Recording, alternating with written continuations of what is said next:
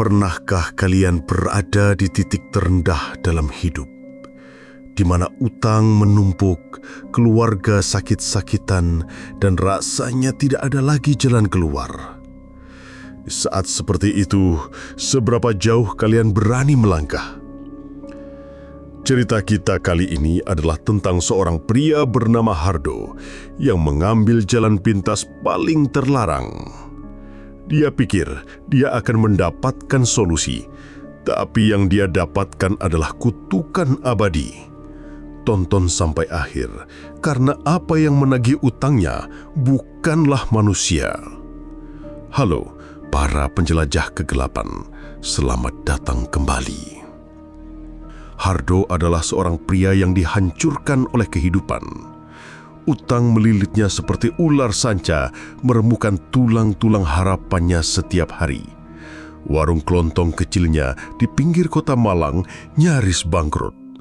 Yang lebih parah, Laras, putri kecilnya yang berusia 6 tahun, terbaring lemah karena sakit-sakitan. Biaya pengobatan terus membengkak, sementara pemasukan semakin menipis. Setiap malam, ia melihat wajah Mirna, istrinya, yang penuh kecemasan dan tangis yang ditahan. Hardo merasa gagal sebagai suami dan ayah. Dalam keputusasaannya, ia mendengar bisik-bisik dari seorang pelanggan tua. Sebuah cerita tentang kekuatan gaib di lereng Gunung Kawi, tentang jalan pintas menuju kekayaan bagi mereka yang cukup berani atau cukup bodoh untuk menempuhnya. Nama sebuah dusun disebut Dusun Kandang Wesi, dan nama seorang juru kunci disebut Mbah Tamin. Dengan sisa uang yang ia miliki, Hardo berbohong pada istrinya, mengatakan akan mencari pekerjaan di kota lain. Perjalanannya membawanya ke kaki Gunung Kawi yang diselimuti kabut. Udara di sana terasa berat dan dingin. Setelah bertanya ke sana kemari, ia akhirnya tiba di Dusun Kandang Wesi yang terpencil. Rumah-rumah di sana tampak sederhana, namun anehnya beberapa di antaranya terlihat lebih mewah dari yang seharusnya. Hardo menemukan Mbah Tamin, seorang kakek tua dengan mata yang seolah bisa melihat langsung ke dalam jiwa seseorang. Tanpa banyak bicara, Mbah Tamin seolah sudah tahu tujuan kedatangan Hardo. Ia hanya mengangguk pelan dan memberi isyarat agar Hardo mengikutinya. Mereka berjalan menembus hutan lebat di malam Jumat Kliwon itu menuju sebuah tempat yang tidak akan pernah bisa dilupakan Hardo. Gua Sarpa Bangsa. Mulut gua itu menganga seperti rahang ular jaksasa yang siap menelan. Di dalamnya, bau kemenyan yang pekat bercampur dengan aroma anyir darah dan sesuatu yang lain, sesuatu yang kuno dan busuk. Mbah Tamin menyalakan beberapa lilin. Cahayanya yang bergemetar menampakkan relief-relief aneh di dinding gua. Relief sosok-sosok mengerikan dengan taring dan cakar. Mbah Tamin menyerahkan sebuah nampan berisi sesajen, kembang 7 rupa, sebutir telur ayam cemani, dan beberapa benda pribadi yang diminta dari Hardo sebelumnya. Selembar foto keluarga dan segenggam tanah dari halaman rumahnya. Lalu Mbah Tamin mulai merapal mantra dalam bahasa Jawa kuno yang tidak dimengerti Hardo. Suaranya bergema di dalam goa, terdengar seperti dengungan lebah jaksasa. Udara menjadi semakin dingin. Api lilin bergoyang liar seolah ditiup angin kencang, padahal tidak ada celah angin di dalam goa. Tiba-tiba, dari sudut tergelap di dalam goa, sebuah bayangan mulai terbentuk. Bayangan itu tumbuh semakin besar, lebih tinggi dari manusia normal, dengan kontur tubuh yang kekar dan tidak proporsional. 2 titik merah menyala muncul di bagian atas bayangan itu, menatap lurus ke arah Hardo. Itu adalah Buto Ijo, sang penjaga gerbang pesugihan. Suara serak dan berat seperti gesekan batu menggema di kepala Hardo tanpa benar-benar terdengar oleh telinga. Suara itu menanyakan apa yang ia inginkan. Dengan gemetar, Hardo menyebutkan keinginannya, kekayaan untuk menyelamatkan keluarganya. Sang Buto Ijo tertawa. Suara tawa yang membuat isi perut Hardo bergejolak. Ia setuju, tapi ada harga yang harus dibayar. Bukan tumbal nyawa, bukan darah. Sesuatu yang lebih halus namun lebih kejam. Sang buto ijo meminta kehangatan dari orang yang paling Hardo cintai. Hardo yang pikirannya sudah kalut dan hanya membayangkan tumpukan uang, tidak berpikir panjang. Ia hanya ingin penderitaannya berakhir. Ia mengangguk setuju. Perjanjian itu telah dibuat. Bayangan itu surut kembali ke dalam kegelapan. Bahtamin berhenti merapal mantra. Tubuhnya basah oleh keringat. Ia menatap Hardo dengan pandangan kasihan, seolah melihat seseorang yang baru saja menjual jiwanya. Hardo pulang dari Gunung Kawi dengan perasaan campur aduk.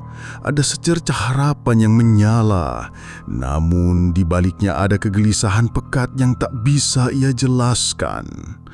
Ia mencoba meyakinkan dirinya sendiri bahwa apa yang ia lakukan adalah demi keluarganya, demi Laras. Keajaiban itu tidak butuh waktu lama untuk datang. 2 hari setelah kepulangannya, sebuah undian berhadiah yang iseng ia isi beberapa bulan lalu mengumumkan namanya sebagai pemenang utama.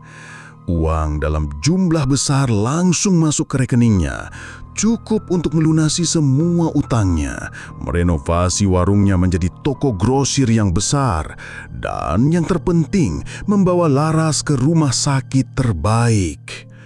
Kehidupan keluarga Hardo berubah drastis.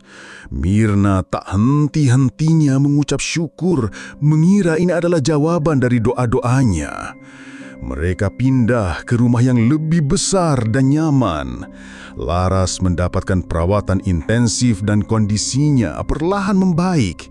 Untuk pertama kalinya setelah sekian lama, Hardo bisa tidur tanpa dihantui bayangan penagih utang. Namun, ia mulai dihantui oleh sesuatu yang lain. Keanehan pertama terjadi pada Laras. Meskipun fisiknya membaik, tatapan matanya seringkali kosong. Ia yang tadinya anak yang ceria, kini menjadi pendiam. Ia sering mengeluh kedinginan, padahal suhu ruangan normal. Laras selalu meminta selimut tebal bahkan di siang hari yang terik. Ayah, di pojok kamar ada babak-babak besar, hitam dan matanya merah. Dia liatin Laras terus dingin, katanya suatu hari dengan polosnya. Jantung Hardo serasa dicabut paksa. Ia tahu siapa yang dimaksud Laras. Sosok itu tidak hanya dilihat oleh Laras, Hardo pun mulai merasakannya. Ia sering merasakan ada yang mengawasinya. Dari sudut matanya, ia beberapa kali melihat bayangan hitam besar berkelebat di belakangnya saat ia bercermin. Di malam hari, saat ia menghitung keuntungan tokonya yang selalu berlipat ganda, ia mencium aroma aneh seperti singkong bakar yang gosong, aroma khas genderuwo. Hardo mencoba mengabaikannya. Ini adalah harga yang harus ia bayar, pikirnya. Selama keluarganya aman dan berkecukupan, ia rela menanggung teror ini sendirian. Tapi ia salah. Perjanjian itu tidak hanya meminta teror, tapi juga kehangatan yang dijanjikan. Satu malam, Hardo terbangun karena suara isak tangis Mirna. Ia melihat istrinya duduk di tepi ranjang memeluk dirinya sendiri sambil gemetar. "Aku mimpi aneh, Mas," bisik Mirna dengan suara parau. "Aku mimpi kita ada di rumah ini, tapi rumahnya kosong dan dingin. Kamu sama Laras ada di sana, tapi kalian gak bisa lihat aku. Aku panggil-panggil, tapi kalian diam saja, seperti patung es." Mimpi itu terus berulang setiap malam. Mirna mulai kehilangan berat badannya. Wajahnya yang dulunya segar kini tampak tirus dan pucat. Lingkaran hitam di bawah matanya semakin pekat. Ia yang tadinya ramah dan hangat kini menjadi mudah sulit dipercaya dan sering melamun. Kehangatan dalam rumah tangga mereka perlahan-lahan sirna digantikan oleh hawa dingin yang tak kasat mata. Hardo mulai mengerti arti dari kehangatan yang diminta oleh Sang Buto Ijo. Bukan panas tubuh, melainkan kehangatan emosi, kebahagiaan, cinta, dan tawa dalam keluarganya perlahan-lahan dihisap habis menjadi bahan bakar untuk kekayaannya. Semakin banyak uang yang ia dapat, semakin dingin dan hampa rumahnya. Puncaknya adalah saat perayaan ulang tahun Laras yang ke-7. Hardo mengadakan pesta besar, mengundang semua teman dan kerabat. Rumah dihias meriah, makanan berlimpah ruah. Tapi di tengah keramaian itu, Laras hanya duduk diam di kursinya, menatap kue ulang tahunnya dengan tatapan kosong. Ia tidak tersenyum sedikit pun. Mirna berusaha menampilkan wajah bahagia, tapi matanya menyiratkan kesedihan yang mendalam. Saat tiba waktunya meniup lilin, lampu tiba-tiba padam selama beberapa detik. Ketika menyala kembali, semua orang di ruangan itu menjerit.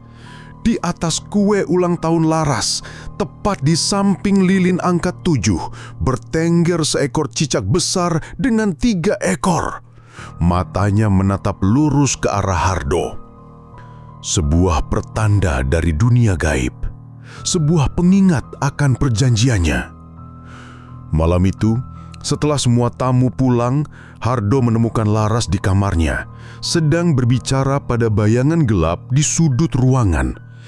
"Iya, Pak. Ayah ada di bawah," kata Laras, seolah menjawab pertanyaan yang tak terdengar. Hardo sadar, ia tidak bisa terus seperti ini. Ia telah menukar kebahagiaan keluarganya dengan tumpukan uang kertas yang tidak berjiwa. Ia harus mengakhirinya. Ia harus kembali ke Gunung Kawi dan membatalkan perjanjian itu, apapun risikonya. Dengan tekad bulat, Hardo kembali berangkat ke dusun Kandang Besi.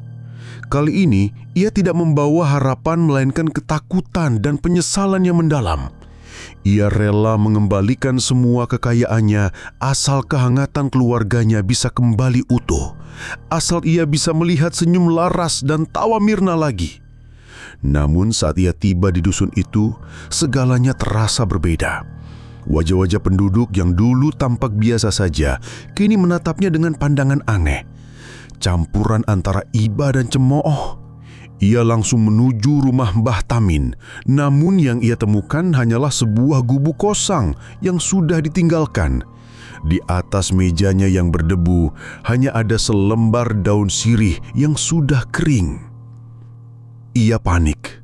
Tanpa juru kunci, bagaimana ia bisa membatalkan perjanjiannya? Dalam keputusasaannya, ia memutuskan untuk mencari Goa Sarpa Bangsa sendirian. Berbekal ingatan yang samar-samar, ia kembali menembus hutan lebat di lereng Gunung Kawi. Setelah berjam-jam tersesat, ia akhirnya menemukan mulut goa yang menganga itu.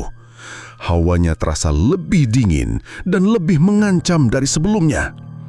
Ia melangkah masuk ke dalam kegelapan. Tanpa lilin dan mantra, gua itu terasa sunyi senyap, terlalu sunyi. Hardo berteriak, memanggil nama Sang Buto Ijo, memohon agar ia muncul. Ia berteriak bahwa ia ingin mengembalikan semuanya. "Aku tidak mau lagi kekayaan ini. Ambil kembali, kembalikan keluargaku seperti sedia kala," teriaknya. Suaranya menggema dan terdengar menyedihkan. Tiba-tiba, dari kegelapan di hadapannya, 2 titik merah kembali menyala. Tapi kali ini sosoknya tidak lagi samar.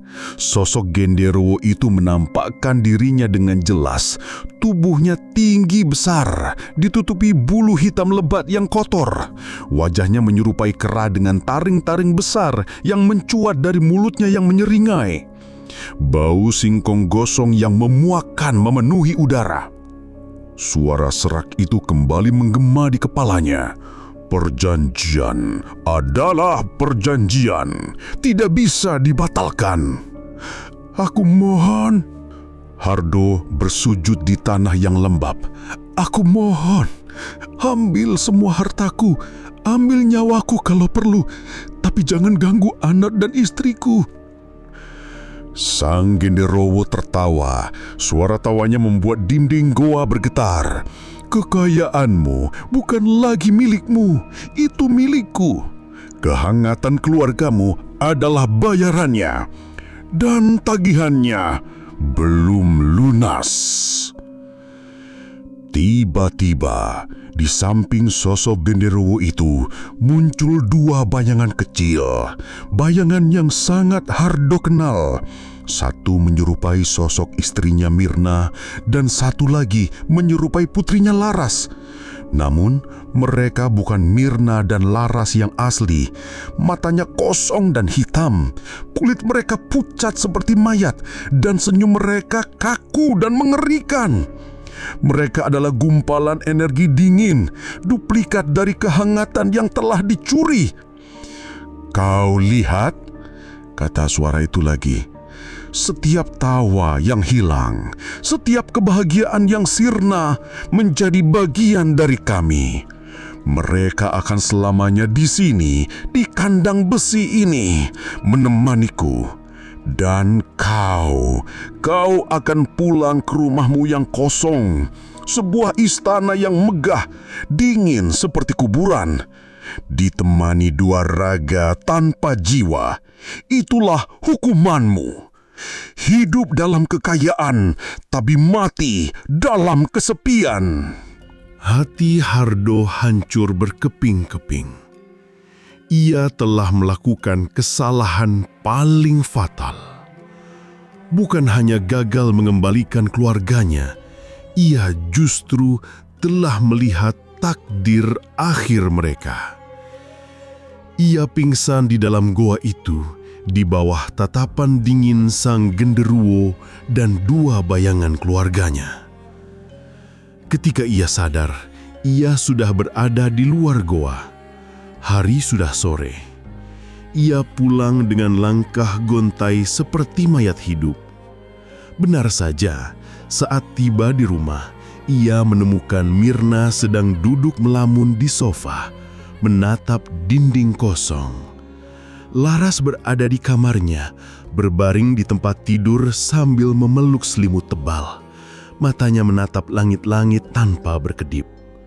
Mereka ada di sana, bernapas, tapi jiwa mereka seolah telah pergi, tertinggal di gua itu. Hardo kini hidup dalam kemewahan yang ia dambakan. Tokonya semakin sukses, uang terus mengalir. Tapi setiap hari adalah siksaan.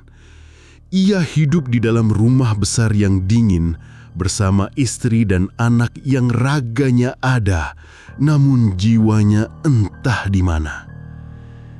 Tidak ada lagi tawa, tidak ada lagi pelukan hangat. Hanya ada keheningan yang memekakan dan penyesalan abadi. Ia mendapatkan dunia, tapi kehilangan segalanya yang berharga.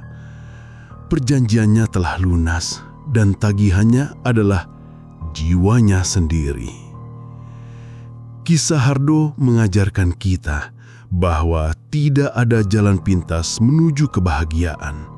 Harga dari pesugihan bukanlah materi, melainkan sesuatu yang tidak akan pernah bisa dibeli kembali. Jiwa dan kehangatan orang-orang yang kita cintai.